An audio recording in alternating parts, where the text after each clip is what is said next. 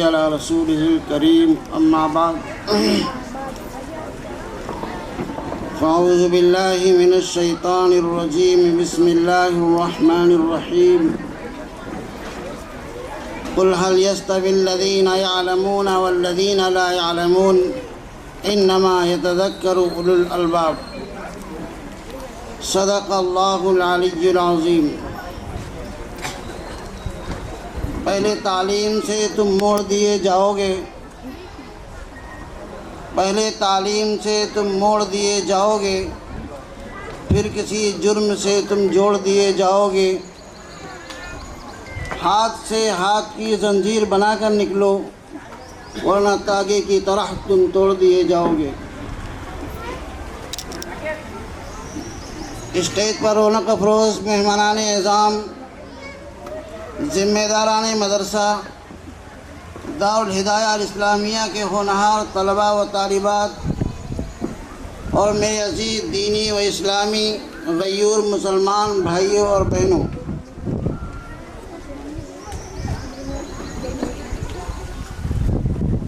آج کا ہمارا پروگرام سالانہ جلسے کی مناسبت سے منعقد کیا جا رہا ہے، اور ہم یہ سمجھتے ہیں کہ جناب نبی کریم صلی اللہ علیہ وسلم کی سیرت کا سب سے اہم پیغام، آپ صلی اللہ علیہ وسلم کی سیرت کا سب سے بڑا عنوان اگر کوئی ہے تو وہ دین اسلام ہے۔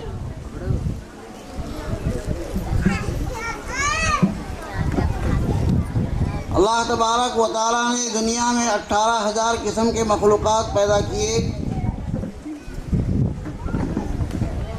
ان 18,000 قسم کے مخلوقات میں اللہ سبحانہ و تعالیٰ نے انسان کو سب سے اعلیٰ، سب سے افضل، سب سے اشرف بنایا۔ ان 18,000 قسم کے مخلوقات میں اللہ تبارک و تعالیٰ نے حیوانات بنائے، جمادات بنائے، نباتات بنائے اور جاریات بنائے۔ حیوانات وہ مخلوق ہے جس کے اندر زندگی ہے، شعور ہے۔ نباتات وہ مخلوق ہے جس کے اندر اگانے کی صلاحیت ہے، جیسے زمین۔ اسی طریقے سے جب جمادات وہ مخلوق ہے جس کے جو زمین پر جمی ہوئی رہتی ہے، اس کے اندر حرکت کرنے کی گنجائش نہیں ہوتی ہے، جیسے پتھر اور پہاڑ۔ اسی طریقے سے ایک مخلوق جاریات ہے جو بہنے والی چیز ہے، جیسے پانی وغیرہ۔ اللہ تبارک و تعالیٰ نے حیوانات کے اندر پھر 4 قسم کے مخلوقات بنائے۔ نمبر 1، اللہ تبارک و تعالیٰ نے فرشتوں کو بنایا، اللہ تبارک و تعالیٰ نے جناتوں کو پیدا کیا، اللہ تبارک و تعالیٰ نے انسانوں کو پیدا کیا، اللہ تبارک و تعالیٰ نے جانوروں کو پیدا کیا۔ اور ہم اور آپ یہ جانتے ہیں کہ اللہ تبارک و تعالیٰ نے فرشتوں کو نور سے پیدا فرمایا، اور ہم اور آپ یہ بھی جانتے ہیں کہ اللہ تبارک و تعالیٰ نے جناتوں کو پیدا فرمایا تو ان کے اندر آگ کا مادہ زیادہ ہے۔ اسی طریقے سے اللہ سبحانہ و تعالیٰ نے انسانوں کو پیدا فرمایا اور مٹی سے پیدا فرمایا جس کی کوئی حیثیت نہیں ہے۔ سوال یہ پیدا ہوتا ہے اس مٹی کے پتلے میں وہ کیا خاصیت ہے، کون سے سرخاب کے پر اس مٹی کے بنے ہوئے انسان میں موجود ہے جس کی وجہ سے اللہ تبارک و تعالیٰ نے انسان کو اتنے بڑے اعزاز و اکرام سے نوازا۔ قرآن نے اس کا جواب دیا ہے۔ بہت مختصر لفظوں میں میں اس واقعے کی طرف اشارہ کر رہا ہوں جس کی وجہ سے اللہ تبارک و تعالیٰ نے انسان کو اشرف المخلوقات بنایا۔ جو اللہ تبارک و تعالیٰ نے حضرت آدم علیہ السلام کو پیدا کرنے کا ارادہ فرمایا تو سب سے پہلے فرشتوں کے سامنے یہ بات رکھی کہ فرشتوں، میں دنیا میں ایک مخلوق پیدا کرنے جا رہا ہوں، انی جاعل فی الارض خلیفہ، دنیا میں ایک مخلوق پیدا کر رہا ہوں۔ فرشتوں نے سوال کیا کہ الہ العالمین، ہم آپ کی عبادت کے لیے کافی ہیں، آپ کے ہم اطاعت و فرما برداری کر رہے ہیں، یہ جو دوسری مخلوق جو دنیا میں پیدا کی آپ کرنے والے ہیں، اس مخلوق کی دنیا میں کیا ضرورت ہے؟ وہ دنیا میں آئے گی، وہ مخلوق تو کیا کام کرے گی؟ اللہ تبارک و تعالی نے فرمایا کہ میرے فرشتوں وہ دنیا میں سارے کام کرے گی، اچھے کام بھی کرے گی، برے کام بھی کرے گی، دنیا کے اندر صاف صفائی کا خیال رکھے گی، دنیا کے اندر خون خرابہ بھی کرے گی، میرے احکام کی فرما برداری بھی کرے گی، میرے احکام کی نافرمانی بھی کرے گی۔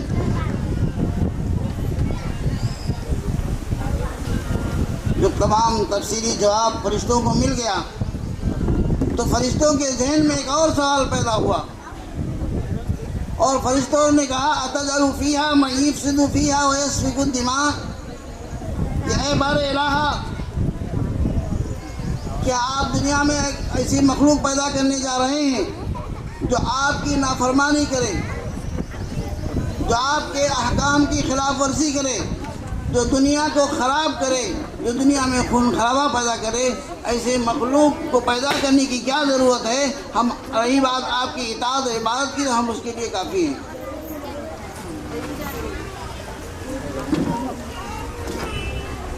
تو اللہ تبارک و تعالی نے فرشتوں کو جواب دیا انی اعلم ما لا تعلمون، اے فرشتوں جو میں جانتا ہوں وہ تم نہیں جانتے۔ اللہ تبارک و تعالی نے حضرت آدم علیہ السلام کو تمام قسم کے اسماء کی تعلیم دی، قیامت تک آنے والی تمام چیزوں کا علم،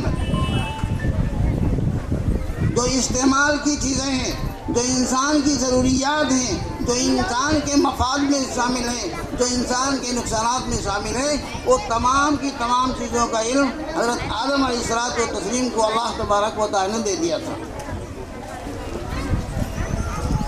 اس کے بعد فرشتوں کو حکم ہوا، حضرت آدم علیہ السلام کے سامنے حاضر ہوئے، اور اللہ تبارک و تعالی نے فرشتوں سے کہا کہ اس چیز کا نام کیا ہے، اس کی خاصیت کیا ہے، اس کے فائدے کیا ہیں، اس کے نقصانات کیا ہیں؟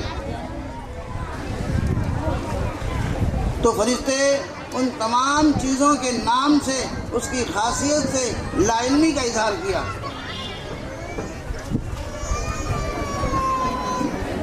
اللہ تبارک و تعالی نے حضرت آدم علیہ السلام کو فرمایا کہ جو تم کو علم دیا گیا ہے وہ فرشتوں کے سامنے ظاہر کرو۔ فلما انبأهم باسمائهم،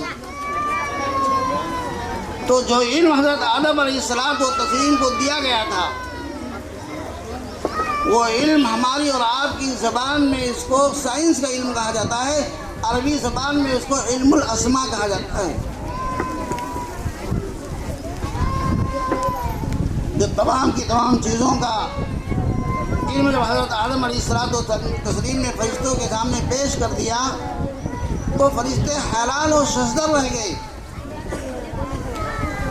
اور انہوں نے کہا قالوا سبحانک لا علم لنا الا ما علمتنا، اے باری تعالیٰ تیری ذات بہت بلند ہے، ہم کو تو وہی معلوم ہے جو آپ نے ہم کو بتایا ہے، اس کے علاوہ ہم کچھ نہیں جانتے۔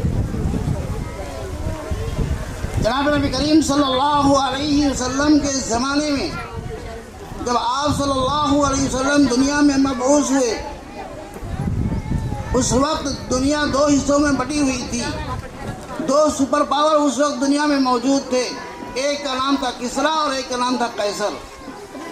اگرچہ یہ کفار تھے مگر ان کے علم سے لبریز تھے، لیکن مکہ کے اندر اتنی جہالت تھی کہ ہر طاقتور کمزور کو مٹانے پر تلا ہوا تھا،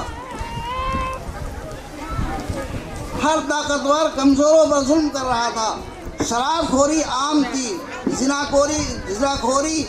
زناکاری اور جوا بازی یہ عام ہو گئی تھی۔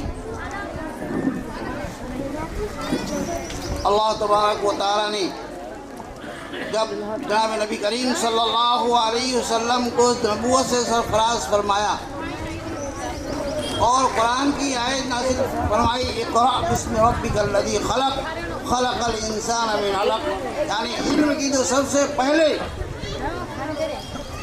علم کی جو رغبت دلائی ہے وہ سب سے پہلے قرآن نے علم کی رغبت دلائی ہے کہ علم سیکھو، اگر دنیا میں ترقی کرنا چاہتے ہو، اگر دنیا اور آخرت میں دونوں جگہ خسروئی چاہتے ہو تو علم سیکھو۔ ہمارے اور آپ کے سامنے صحابہ کرام رضوان اللہ تعالیٰ علیہم اجمعین کی زندگی ہمارے لیے نمونہ ہے۔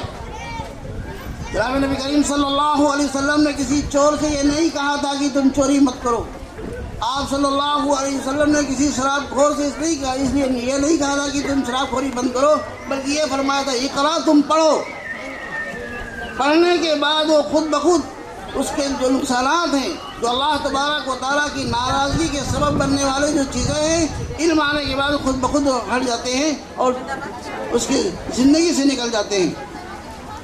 تو اللہ تبارک و تعالیٰ نے ہم کو جو قرآن دیا ہے، اس قرآن کو سیکھنے کے بعد ہم دنیا میں بھی ترقی کریں گے اور آخرت میں بھی ترقی کریں گے۔ اس لیے قرآن نے اقرا بسم ربک الذی خلق کہ اپنے رب کے نام سے پڑھو۔ تعلیم دین میں تو بہت ہے، کوئی اتنا بھی بڑا سائنس داں ہو جائے، لیکن وہ اللہ تبارک و تعالیٰ کے نام سے اگر وہ نہ سیکھے تو اللہ تبارک و تعالیٰ کی معرفت تک نہیں پہنچ سکتا، اللہ تبارک و تعالیٰ کو نہیں پہچان سکتا۔ علم سیکھنا ہے تو اللہ تبارک و تعالیٰ کے نام سے سیکھنا ہے، تبھی وہ دنیا میں بھی سرخرو رہے گا اور آخرت میں بھی کامیابی سے سرفراز ہوگا۔ اسی چند کلمات سے میں اپنی بات کو ختم کرتا ہوں۔ اللہ تبارک و تعالیٰ سے دعا ہے کہ اللہ تبارک و تعالیٰ ہم اور آپ کو علم دین کی اور اصلی تعلیم سیکھنے کی توفیق نصیب فرمائے۔ وآخر دعوانا الحمدللہ۔